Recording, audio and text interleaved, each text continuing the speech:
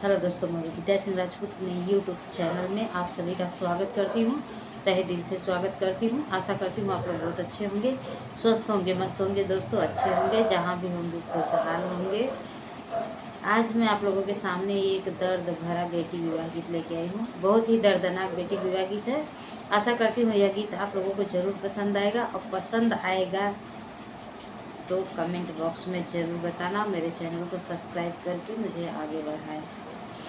लाइक, subscribe, share ज़रूर करें और गीत का पूरा आनंद लें। चलो गीत को शुरू करते हैं। निदिया के माताला बेटी हो कवन देई, भाभी के से जरिया गईली सोई हो। निदिया के माताला बेटी हो कवन देई, भाभी के से जरिया गईली सोई हो। भीतर से निकलली भाभी हो कवन देई, से जिया से दिहली ढकेली हो। भीतर से निकलली भाभी हो कवन देई, से जिया से दिहली ढकेली हो। निदिया के माताला बेटी हो कवन देई, भाभी के से जरिया गईली सोई हो। भीतर से निकलली भाभी हो कवन देई, से जिया से दिहली ढकेली हो। भीतर से निकलली भाभी हो कवन देई, से जिया से दिहली ढकेली हो।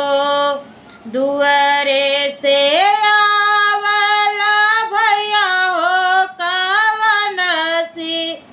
झारी पोछी लिहले उठाई हो। दुआरा से आवेला भैया हो कवन सिंह, झार पोछी लिहले उठाई हो। हमारी बहिना धना बहुत दुलारी, कौने गुने दिहलू ढकेल हो। हमारी बहिना धना बहुत दुलारी, कौने गुने दिहलू ढकेली हो। तोहरी बहिनिया स्वामी बैरन हमारी, इनके के भेजब दूर देश हो। तोहरी बहिनिया स्वामी बैरन हमारी, इनहू के भेजब दूर देश हो।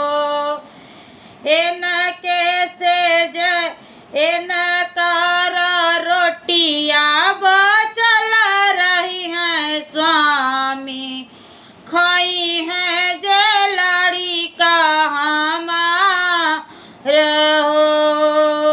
इनकर रोटिया बचल रही स्वामी, खाई हैं न लाड़ी का हमार हो।